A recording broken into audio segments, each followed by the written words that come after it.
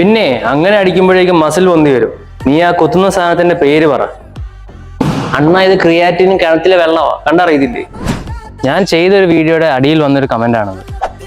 ഇപ്പോൾ ഏറ്റവും ട്രെൻഡിങ് ആയിട്ട് നിൽക്കുന്ന ഒരു പരിപാടിയാണല്ലോ ഈ ഫേക്ക് നാറ്റി എന്ന് പറയുന്നത്. ഞാൻ എൻ്റെ ജേണി എന്തായാലും പറയാം. ഞാനൊരു 7ാം വയസ്സിലാണ് സത്യം പറഞ്ഞ സ്റ്റിറോയിഡ് എടുത്ത് തുടങ്ങിയത്. സ്റ്റിറോയിഡ് എടുത്ത് തുടങ്ങി തന്നെ ഡയറ്റൊക്കെ മാറി. ഞാൻ ഡ്രാഗൺ കുഞ്ഞുങ്ങളെ തിന്നുകയും പിന്നെ ഒട്ടകപോഷിലെ മുട്ട മാത്രമേ കഴിക്കാറുള്ളൂ. ഇത് കഴിച്ചുകൊണ്ടാണ് എനിക്ക് ഇത്രയും നല്ല സൈസ് ഉള്ളത്.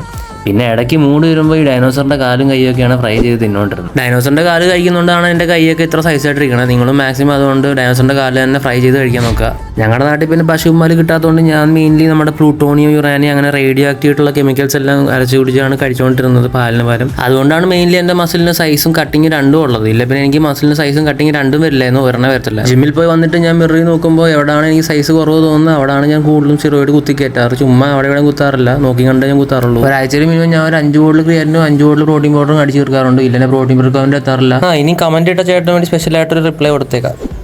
നിങ്ങൾ ഈ കാണുന്ന ഫിസിക് ഞാൻ 5 വർഷം കൊണ്ട് കഷ്ടപ്പെട്ടുണ്ടാക്കിയതാ.